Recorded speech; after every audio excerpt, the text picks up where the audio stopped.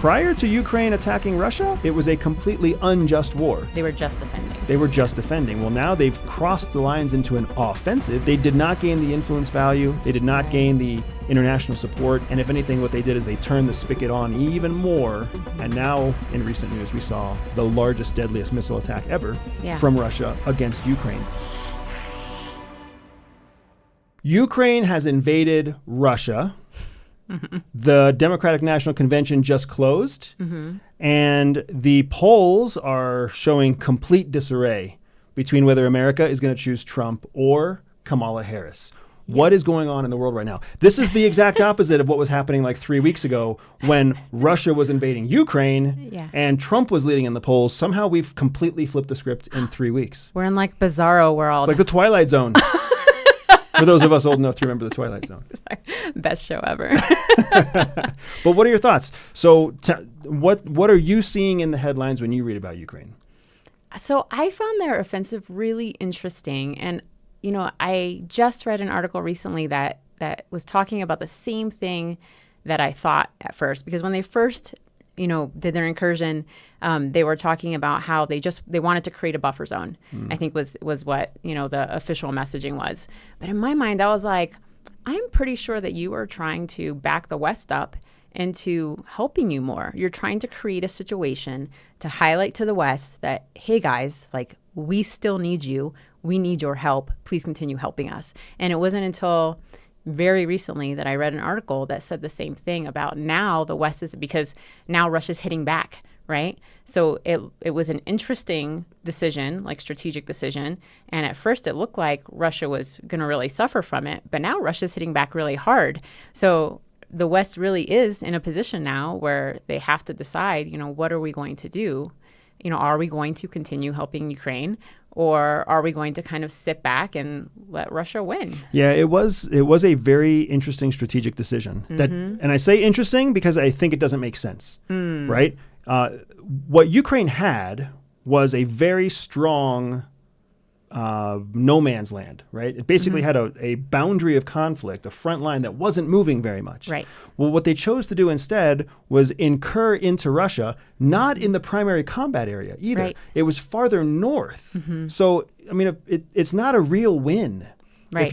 If you incur across the border in an area where there's not a lot of hostilities, where there isn't a bunch of, you know, trenches and hardened combat and everything else, and then you take a small unit to try to quickly incur, that is exactly how Russia invaded Ukraine, if you recall. Yeah. Right? They went in fast, they went in small, and they went in too deep. And that's it looked like it was a bunch of victory early on until they started losing a bunch of ground during the summer counteroffensive that happened 2 years ago. And that's the same way this has looked too. It looked like an early victory, and now they're being pushed back. And you know what's interesting as you watch the conflict in Ukraine is that they have had to think outside of the box so many times. I mean, they are the innovation that has gone into warfare in that conflict has been amazing. And I think we're seeing the same thing with strategy, where they are like, you know, what can we do to help ourselves? And they're really having to do these things that to us, we're like, what are you thinking? Yeah, strategically, it hasn't worked out in their best interest. It has not. Because what's happened now is Russia didn't validate the incursion with any significance. They called it a counter-terroristic, or they called it a counter-terrorism effort along their western border. That's all they really said it to be. Yeah. So it's not like the Russian people felt threatened. And instead, Putin kind of validated their own efforts in Ukraine by saying, hey, look at this terrorist effort that Ukraine is carrying out. Yeah. And Ukraine didn't gain the support it was expecting to gain. Right. Nobody saw it as a massive victory. They saw it as, you know, oh, good for you. You can attack into Russia. Oh, by the way, of course you can attack into Russia because we've given you all these modern day weapons. And why are you focusing on this non-conflict zone? Yeah. When you have so much conflict zone that actually has strategic value. Yeah. So it worked against them because it gave Russia credibility to continue their attack. And then what you've seen since then is exactly what you mentioned early on. Russia has massively expanded their assault. Yeah. And they have so much more authority and credibility for their assault. Now that Ukraine has penetrated Russian borders and assaulted inside another sovereign country. This is the problem with sovereign assaults. When one country attacks another country's sovereignty, it brings into focus something called just war theory. And just war theory is, when is a war just? Yeah. Prior to Ukraine attacking Russia, it was a completely unjust war. They were just defending. They were just defending. Well, now they've crossed the lines into an offensive, even if it was a limited offensive. Right. They did not gain the influence value. They did not gain the international support. And if anything, what they did is they turned the spigot on even more. And now, in recent news, we saw the largest, deadliest missile attack ever from Russia against Ukraine, hitting 70% of Ukraine's territory. Yeah. Focusing on the electrical grid as a combative target, because the electrical grid is what's supporting Ukraine in carrying out military attacks against Russia's sovereignty. And they've stretched themselves thin. You know, Russia has this great advantage of manpower because they're just larger. And now Ukraine is having a manpower issue because even though they're conscripting, soldiers, those people don't want to fight. So now they're having the problem where they are having a hard time boosting their numbers. And when they do boost their numbers, those soldiers won't pick up their guns. Yeah. They run away. And so they're actually losing battles because they don't have people who are willing to fight. So think about how much this narrative has changed, right? What I remember reading about in 2023 was how Russia's military was incompetent and how Russia's military didn't have enough weapons and couldn't hold their ground in the front lines. Now we're reading headlines about how Ukraine soldiers are literally fleeing the combat zone, putting their weapons down and running in the opposite direction because they've been conscripted. This goes right back to the whole argument that the Human Rights Watch has made about how Ukraine is abusing human rights. They made it so that men of a certain age could not leave the border, which is a restriction of mobility, which is a restriction of human rights. Still, even though they were abusing human rights by the definition set in place by the UN that the United States supports, right? Even when Ukraine abused human rights, the West still stood behind them and gave them weapons. Well, now they're forcing these people who were previously immobilized, unable to leave. Now they're conscripting them into military service. And the only thing these folks can do with insufficient training and insufficient weaponry is try to escape for their lives from the battlefield.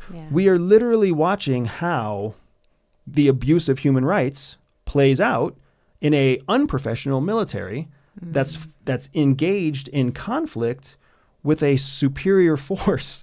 I mean, it's not like Russia has international support. It's not like Russia has had just war cause. Now they do. It wasn't like Russia had anything in its best interest. Putin has played this so brilliantly. He really has.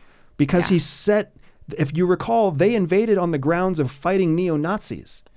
Now they are literally attacking Ukraine on the grounds that, hey, Ukraine invaded our sovereignty.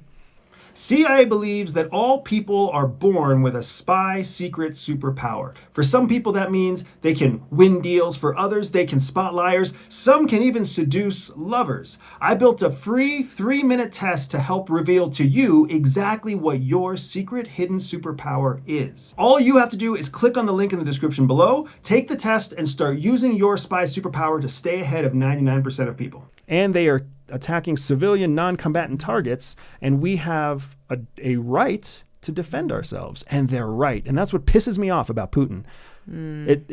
He's not a good guy. No. But he's so good at manipulating the situation so that he gains validity in the actions he originally took that were invalid. Yeah, his like messaging power is so amazing. You can see that he was a professional intel officer. Yes. Yeah. And I think what you were saying about conscription is so fascinating because, it's not like Ukraine abuses human rights and they're conscripting these people and it's so wrong. Like every country, just put yourself in Ukraine's shoes, right? Like remember America's history, right? Conscription happens, like drafts happen in every single country. Look at Israel. Israel is now pulling in the Orthodox, segment of their population, which they previously said they weren't going to do, right? Because they have to. When you're in a wartime situation, like, the government is going to do what it has to do to try to protect its own sovereignty. So it's in this really challenging position. And it's always the hardest, I think, the people who are defending, Yeah. because, I mean, how long have they been at war? Like, that is fatiguing. You know, honestly, these, you know, in their minds, they are probably thinking to themselves, do I want to die on a battlefield defending my country, or do I want to be at home with my family and then let Russia take over, and it's going to be crap, but at least I'm alive. At least I'm with my family, right? And we'll see how it goes, and maybe the West will come to our aid in a different way in the future. Things will change. Maybe I'll be able to leave and relocate. I mean, you really feel for the people, right? Yeah. And, you know, there's an important intelligence lesson here, because intelligence, especially human intelligence, is there to prevent conflict. Yes. The whole reason we steal secrets, the whole reason we execute espionage, the whole reason we hack into foreign systems is to avoid exactly what's happening right now on the battlefield. Yep. Because once you pick up guns and start firing rockets, it's very hard to de-escalate that. Yeah. It's much, much easier to deter a physical hostile attack by having superior intelligence, or something we call information superiority. Yes. So the intelligence lesson here really is, yes, messaging is important. Yes, influence is important. Yes, there is a systematic way, as we've seen Putin execute, of taking what is a unjust cause and forcing people to take predictable actions to ultimately justify your original cause. Yeah. All these things are true. We're seeing the same thing play out in Israel, just like you were saying, right? An unjust cause that is now fully justified as the defense of the Palestinian people. So the intelligence lesson here is understanding that the best way to win any conflict is to deter your opponent from taking action.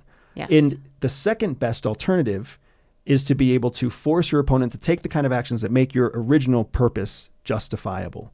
And whether it's, in this case, the abuse of human rights on the part of Ukraine, the corruption on the part of Ukraine, the incredible abuses that we've seen from Russia in forcing this offensive into Ukraine. And now we are on the verge of another winter. Yes. And if there's one thing Russia has done effectively for about 3,000 years now, it's weaponize winter. Yeah. And they have crushed the Ukrainian power grid. Yeah. And they have stymied the transference of energy that's needed for heating heating purposes.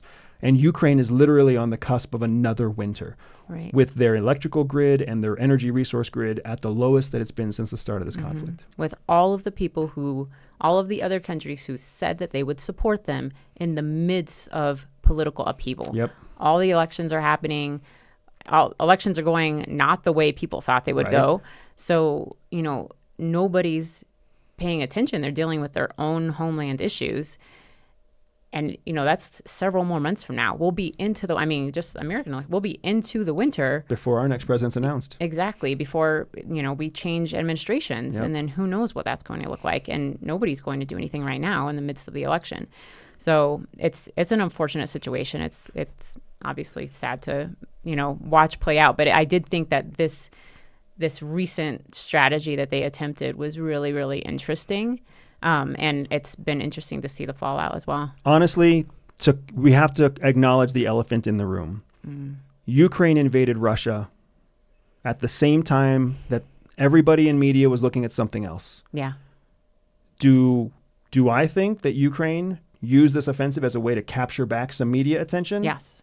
Absolutely. You said it faster than I could say it. Yeah, absolutely. As soon as I read about it, I was like, oh, no, they're trying to make their case. What a stupid tactical decision to make, right? Strategically, you're not going to take Russia. Strategically, there's no high-value assets in the area that you're invading. Strategically, maybe you're trying to get an uprising from within Russia, but you have to anticipate that Russia's going to have a way of using propaganda to dampen it down, like they did by calling it counterterrorism. So strategically, you've got a wash. Tactically, it's all stupid. Tactically, there's no good reason for doing that. Why would you take troops off of the front line to move them up north? Why would you take high-value resources into an area with little to gain strategically or tactically? Why would you divert yourself in that direction? The only tactical reason you would do that is to basically get attention again. And they got attention for like 6 days until they were basically crushed, and then Russia went back. And then you've got Zelensky back on the airwaves saying how unjust and terrible and treacherous it is that Russia is attacking the electrical grid in Ukraine, where Ukraine, in the eyes of just war, Right. Russia can now look at Ukraine and say, Ukraine attacked us, and they're using their electrical grid as a weapon of war. So that means we can now justifiably attack it.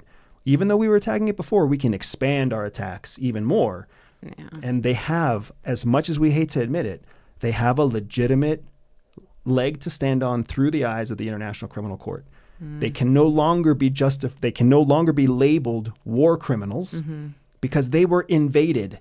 Yeah. And a big chunk of what was used to mobilize, execute, and expand that stupid little incursion was the Ukrainian electrical grid. Yes. It is what powers the radio that the military uses. It is what creates electricity. It is what manufactures the oil that they use to put in their tanks. Like, it's frustrating, but in the eyes of the criminal court, Russia is now at war. Yeah. Legitimately. Yeah, so it'll be interesting to see, what's next. As winter comes, how will they fare? Will anybody come to their aid? And what is the next U.S. president going to do? Yeah. Here's what's fascinating to me. The DNC just wrapped up, right?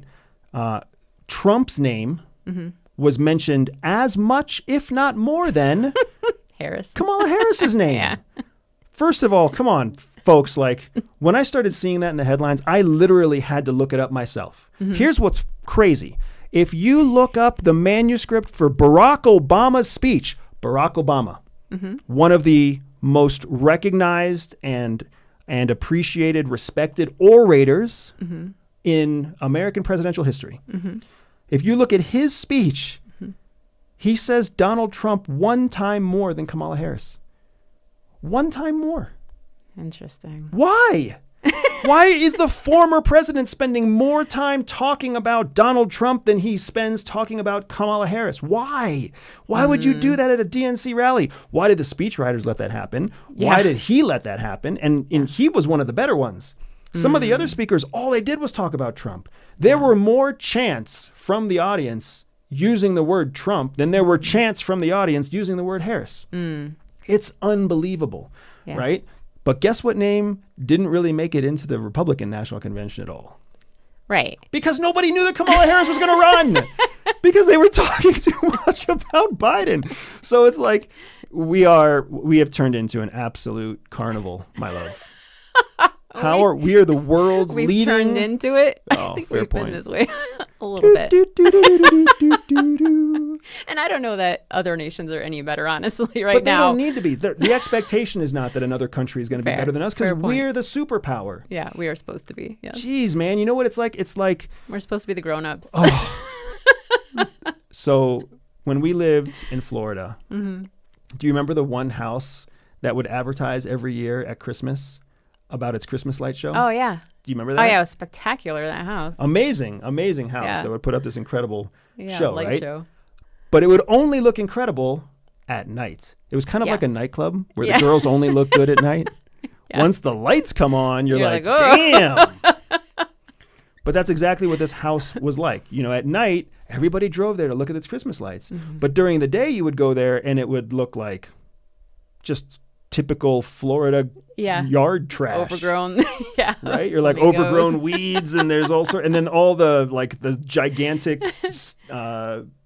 Frosty the Snowman's deflated. So he Yes. lays like a dead corpse on the ground right next to the corpse of Rudolph and the corpse of Santa in the sled. Yeah, yeah. And you're like, this is really sad during the day.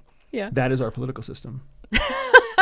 It's really sad when you look at it with the lights on. Yeah. It only looks sexy. In the history books, in your civics class, you're like, yeah, we got a great system going on. And then you turn on the news and you're like, what the F is going on?